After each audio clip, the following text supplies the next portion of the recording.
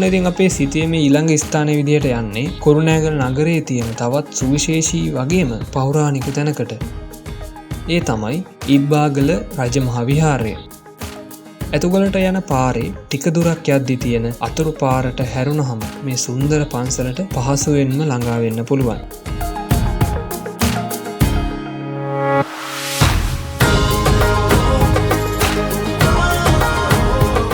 ඈතට බලද්දි ඉබ්බෙකුගේ හැඩය ගන්නා නිසා මේ පර්වතයට ඉබ්බාගල කියලා නම ලැබිලා තියෙනවා. මේ ඉබ්බාගල රජමහා විහාරයේ තියෙන වැදගත්කම සහ වටිනාකම ගැන කතා කළොත් බොහෝ ඉතිහාසඥයින්ගේ අදහස අනුව දෙවන බුවනිකබාහු රජුගේ සමයේ එනම් කුරුණෑගල රාජධානිය පැවති කාලයේ ඉදිකර ඇති බව විශ්වාස කරනවා.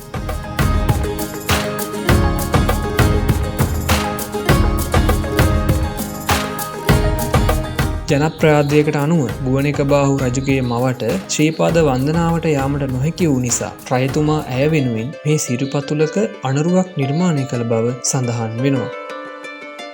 මෙම රජමහා විහාරයේ විශේෂ වන්නේ එහි තිබෙන මෙන්න මේ ශ්‍රීපාද සිරිපතුලේ අනුරුව නිසාමයි.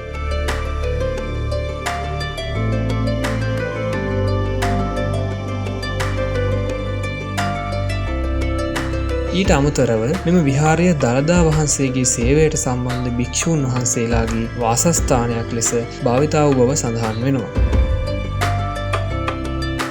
මේ ස්ථානට එන්න හරිම ලොකේෂන් එක දාපු සිතියම පහළ ඩිස්ක්‍රිප්ෂන් එකේ අපි දාලා තියෙනවා. ඒක ඩවුන්ලෝඩ් කරන් ඔබට පහසුවෙන් මේ ස්ථානවලට එන්න යන්න පුළුවන්. එහෙනම් අපි බලමු අපේ සිතියේ මේ ඊළඟ ස්ථානයේ මොන වගේ තැනක්ද කියලා.